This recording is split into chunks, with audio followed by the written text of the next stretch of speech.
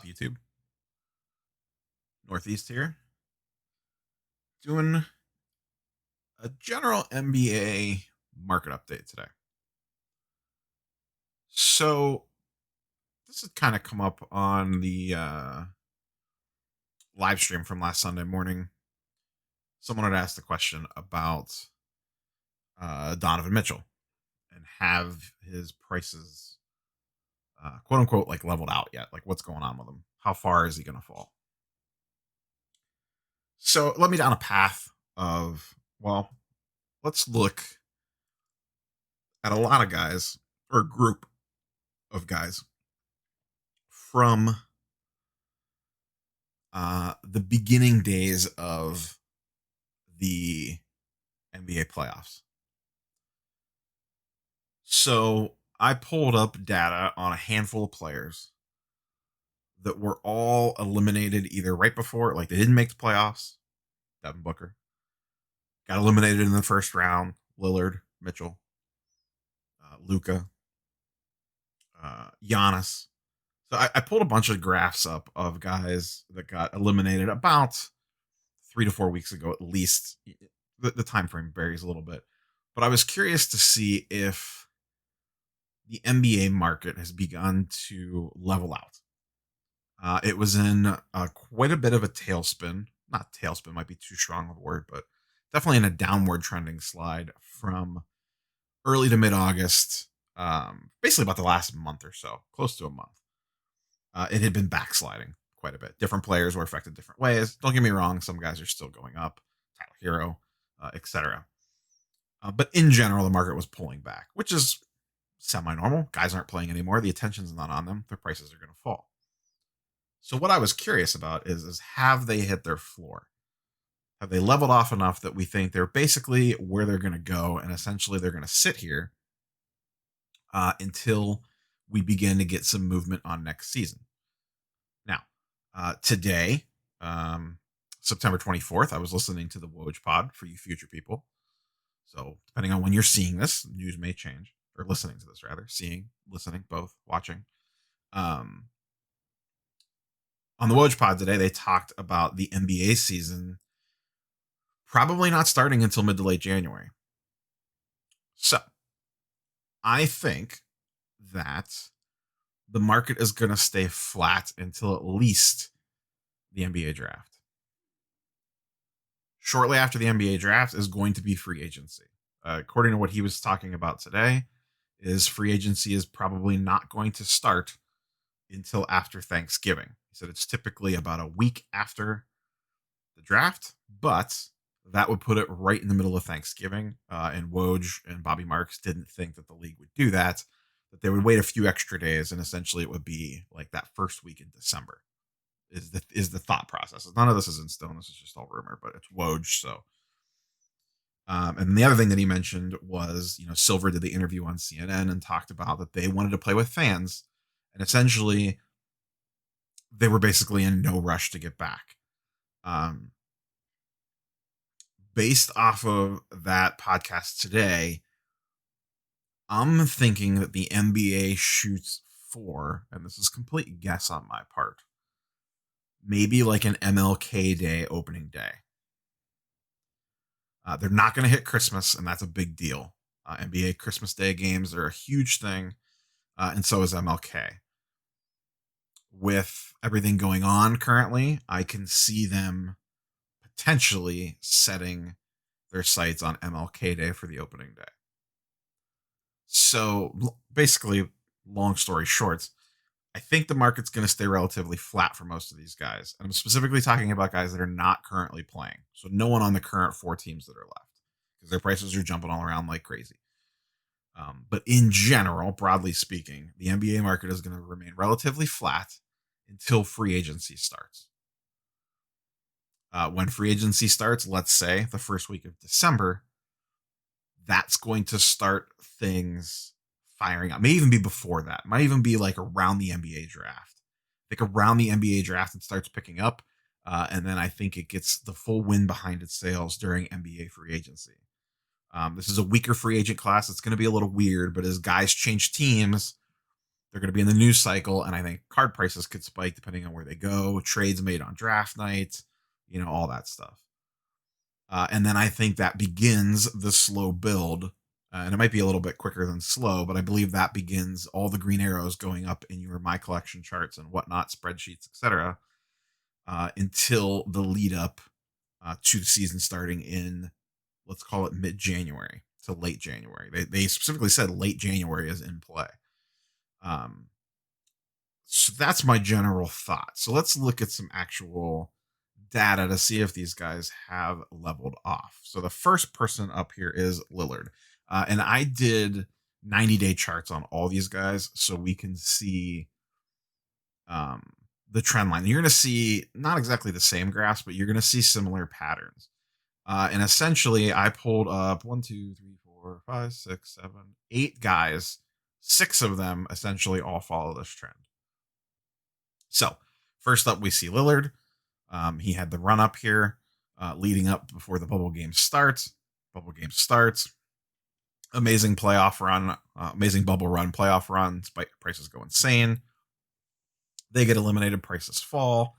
And then we could see basically since, there's been some drops here and there, but,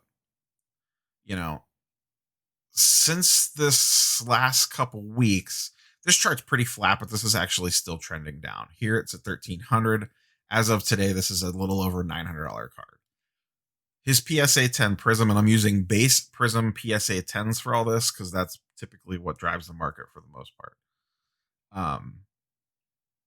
It looks like he has relatively leveled out at around 900. You can see here he was up in the upper nines in early to mid-September. And then it dropped down to around 900 and has stayed flat from there. Could it creep down a little bit more? And I'm going to say this caveat with all these guys. Could all these guys still creep down a little bit more? Yes. But I think we're talking under double-digit percentages. Like, maybe they go down 2 or 3% or a percent a week for the next few weeks. But if you try to time this perfectly at the bottom, it's a fool's errand. Unless you're just extremely lucky, you're not going to buy in at the absolute bottom because no one really knows when that is. Everyone's just guessing.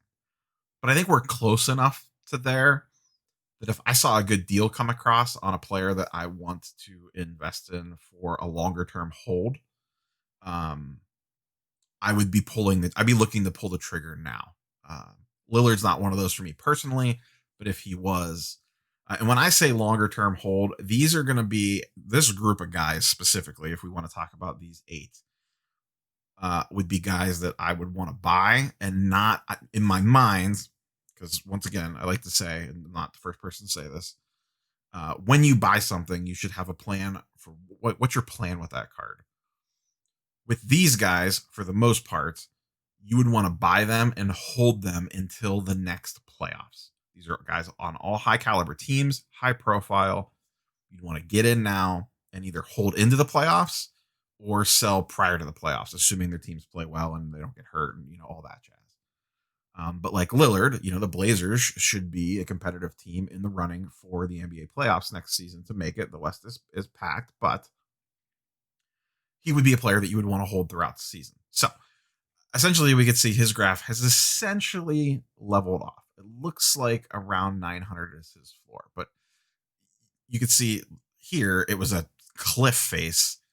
Then it turned into like a slight downhill, and now it's a very lightly going down. If we look at the 14-day trend on this, so you can see the trend line is still going down, but as it gets to here, it's it goes down. What you want to see is these downs and backups. So it dipped down, and then someone said, that's too cheap, bought it back up. Went down again, and another group said, that's too cheap, bought it back up. So on the 14-day chart here, you can see it's still down 20%. And then now let's look at the 7-day chart. 7-day chart down 6%.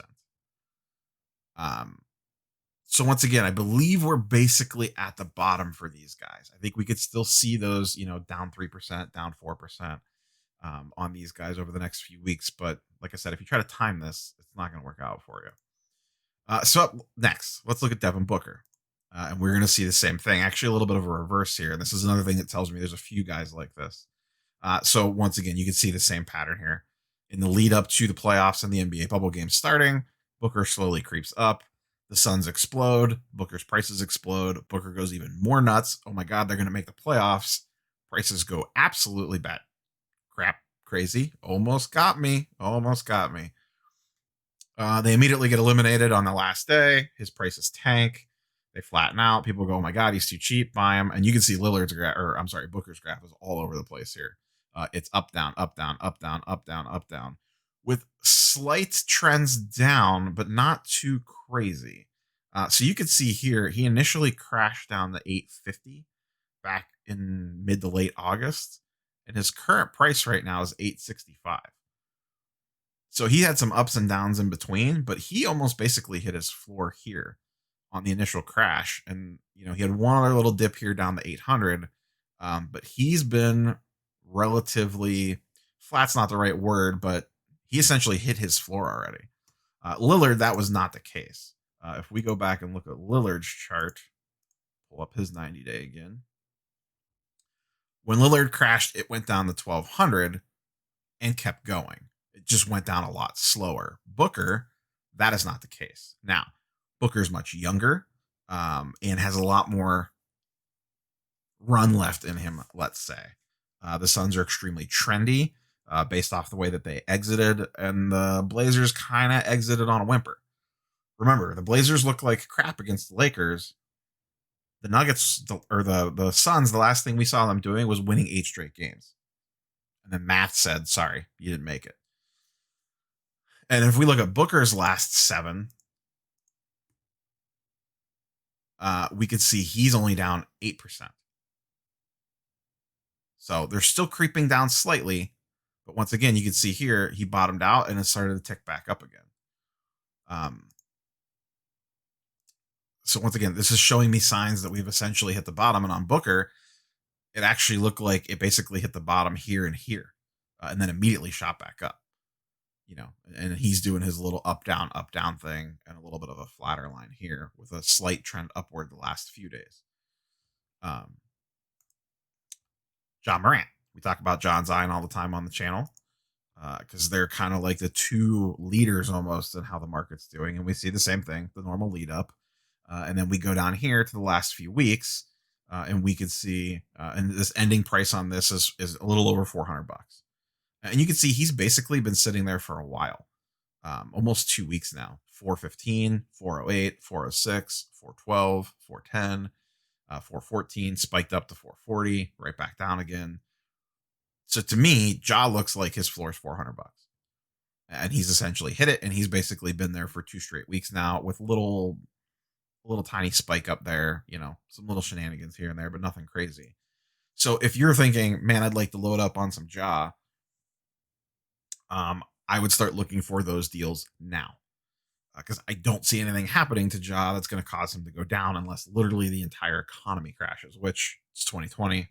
Who the heck knows? Sorry, I need to snag a drink there. Next up, good old Zion. Now, Zion's a little bit more volatile, and we've talked about him on the weekend reviews quite a bit. But once again, same thing, crazy spike up, crazy crash, and then the level off period. So we see the tail here. When he initially crashed, he went down to 600, and then he's had a lot of ups and downs. The last few days, and really the last couple weeks, he loves the bounce between 500 and $600 for about almost the last 10 to 14 days, more like 10 days.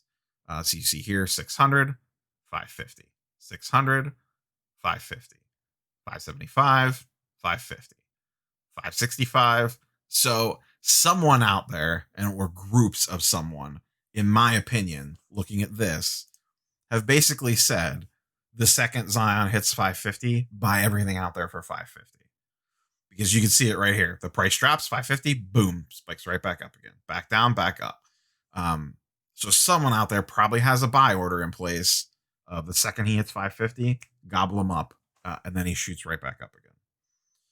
So if you're looking to buy Zion to hold for in the next season, I think you're basically at that point. Try to find some deals on 550, maybe look for auctions that are ending at weird times, et cetera, et cetera. Throw some offers out there on Facebook groups, whatever. Now, Zion's a hot topic issue. Some people love him. Some people hate him. Some people think he's a bum. Some people think he's the next LeBron. Some people think he's Sean Kemp 2.0. Um, None of us really know. We're all just guessing. The one thing I can be fairly sure about is Zion's prices are going to go up before next season starts. Now, what happens the first time the Pelicans play? Then we're in unknown territory. But the hype on Zion will be real leading up to next season. There'll be some videos of him looking like Bane again, working out, running around. He was already on the cover of Men's Health, I think, this past week, or is going to be on an upcoming issue. You know that the media machine is going to be pumping him because ESPN and Turner are going to want him to be the new face of the league because he drives views. And then all us talking heads on social media and Facebook are going to be like, Zion, you need to be buying Zion. And his prices are going to rise. So you could easily buy now for 550 if you're willing to tie the money up for a couple months. And I think you could sell before he even plays a game and make a decent enough return to make it worthwhile. Now, what that return will be, I don't know. But I could tell you that Zion will not be 550 right before the season starts unless he gets injured in camp or something crazy happens. I just don't see that happening. That his prices don't rise before camp starts because he's going to get hyped to high hell. So that's Zion. Once again, I think Zion has basically reached the floor of 550 based off what we're seeing here. It's cool to look at the week to week every once in a while, but when you pull back and you see the whole picture, you start to find stuff like this. And this, to me, this is where whatever tool you want to use, whether it's market movers, ladder systems, chutes and ladders, genies and bottles, whatever, you should be using something. Yeah, you could do this by hand if you want to, but I don't know about you guys. My time is worth more than that. To sit there and look everything up on 130 point and manually track this and have a bunch of items on your watch list on eBay and, keep mental track of like, oh, it looks like he's going a little bit cheaper, when you could punch a couple buttons on a tool and pull up a nice graph like this. And the graph, and yeah, once again, you can manually chart a graph if you want to. If that's your thing, more power to you. You do you. I'm not going to tell you how to live your life. But to me, this just makes things way simpler to give you a nice visual. It's easier to see this stuff like this in a graph than it is to look at numbers in a spreadsheet. Let's pop over to the next one. Luka.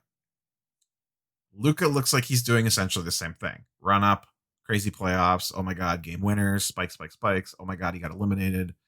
Oh my God, Luka's crashing. And then you can see Luka has leveled off. Now, Luka has actually, over the last 7, started to slowly creep back up again.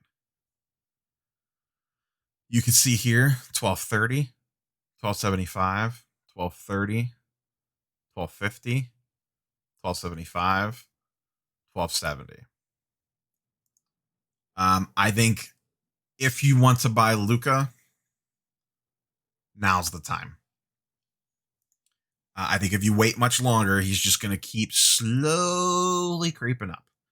When I say slowly, I'm talking like just a couple percent each week, at least for now. Heaven forbid, once we get to the off season and the Mavs pull some type of trade or free agent signing that really favors them, that's going to cause the spike in his run up, whatever it is that they do. And I don't know that they're going to do anything. Who knows? This free agent class is kind of weak, but they might pull some magic out of their hat. Who knows? But it looks like Luka has basically hit the floor. And it looks like he's been there for a minute. You can see here, he bottomed out at just under $1,200, and he's not seen $1,200 since. Same thing. You can see he got to $1,200 when someone was like, no, too cheap. He spiked up to $1,300, went right back down to $1,250, As we move across here, you could see he's been at between 1250 and 1300 ish for when was that? That was on 910. So for the last 14 days, Luka's prices have basically fluctuated within $20 of each other. That tells me he's hit the bottom, or he's basically at the bottom, if not potentially on the upswing. So if you're looking to get into Luka, now may be the time. And I think what I might do is look at, not today, but a couple of these players individually and look at their other key cards. So look at Luka and let's look at his, his PSA 10 Prism, his BGS 9.5 Prism, his Optic PSA 10, BGS 9.5, etc. Select stuff for a couple of these key players and see if maybe some of the other brands have continued to trend down, because we all know Prism leads the way. So if his Select and Optic maybe had a little bit longer tails on the downtrend and their markets haven't realized that, oh, wait, Luka's flat and is starting to creep back up again, and maybe their stuff went down for an extra couple weeks too long. So I think Luka is going to be the first one. So you can look for that video coming up pretty soon. I'm going to put that on the list and probably move it up towards the top to do kind of a deep dive on some Luka base cards, whatever, some of his more liquid stuff, and see if maybe the market hasn't caught up to something, and maybe we could jump into something specifically on Luka. Let's finish up. Look at these last couple guys. Trae Young, once again, basically the same thing. Now, Trae Young got a spike in August. This coincided with Michael Porter Jr. Essentially what happened was Michael Porter Jr. went crazy. His prices shot way up. And then people were like, well, wait a second. If Michael Porter Jr. is worth $500 now on a PSA 10, why is Trae Young still only 400 or whatever the prices were at the time?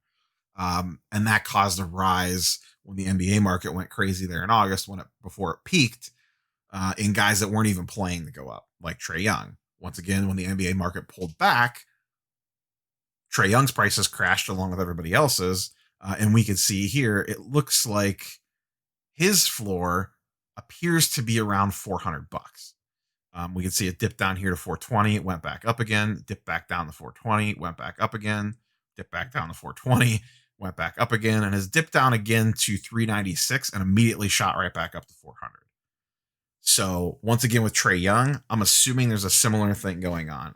There's probably either groups of people that are saying, hey, the second we see Trae Young below 400, insta buy. It appears that's what's happening here. It looks like Trae has essentially hit his floor. And then the last two are a little trickier. And one is as previously mentioned, Donovan Mitchell. His prices maybe have leveled out, but he's still in the spiky phase. You can see here he had his big run up, his big games. They got eliminated. He went down, but he has these weird spikes that the other guys don't this far out. You can see here he dipped down to 330 and immediately shot right back up to 400 and then immediately shot right back down again to 330.